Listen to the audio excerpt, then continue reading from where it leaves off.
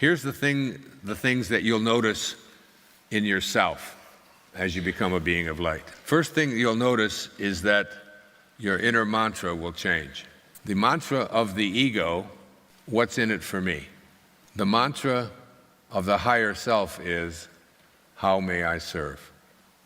My inner mantra for a good portion of my life, my 20s, 30s, 40s, was, what's in it for me? How much can I get?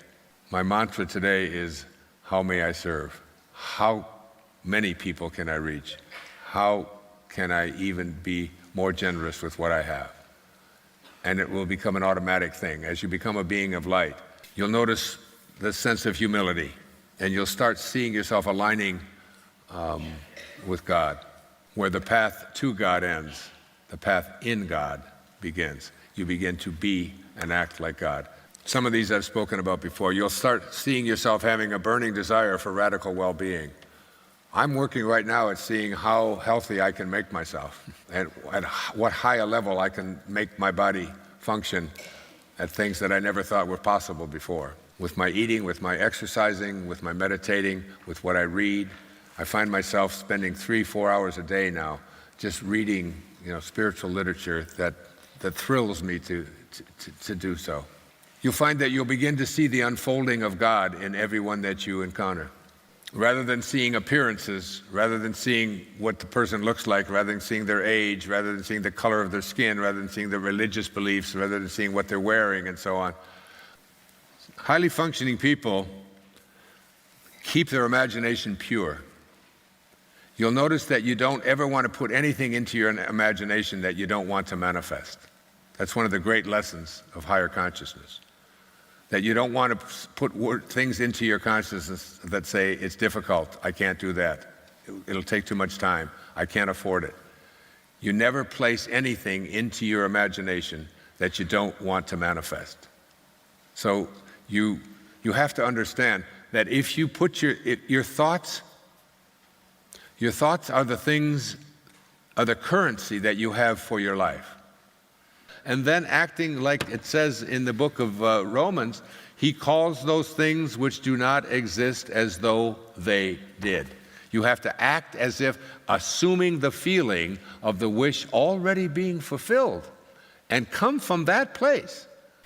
You'll find yourself detaching from outcome. Not doing things because of how much you're going to make or what kind of rewards you're going to get or how much you're going to get or what the stars and the trophies and so on that you're going to get. You find yourself acting in your life, doing the things that bring you a sense of joy and detach from the outcome. And the irony is that when you detach from outcome, the things that you used to have as shortages in your life start to show up. The money starts showing up. The right people start showing up. The circumstances start showing up.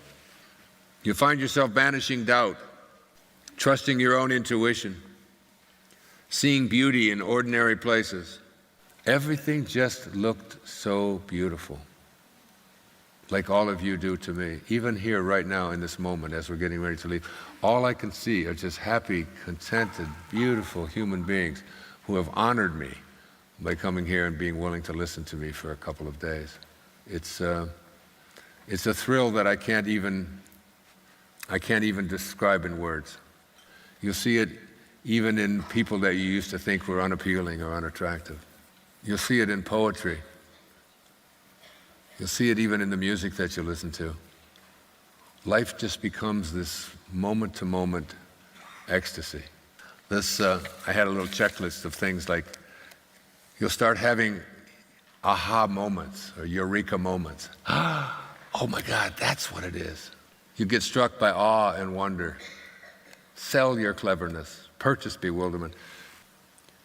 You'll be visited by sudden sense of peace and calm. Inspiration comes to you quickly.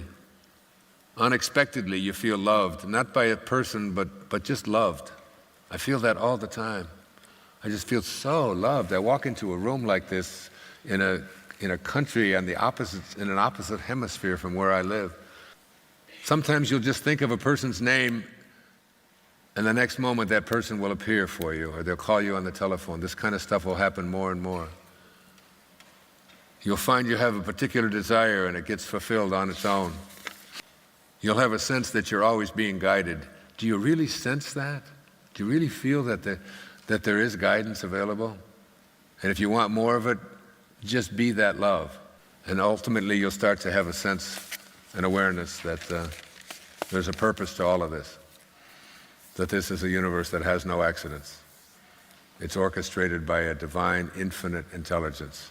And who you are is not this body you're in, or these thoughts you have, or this mind of yours.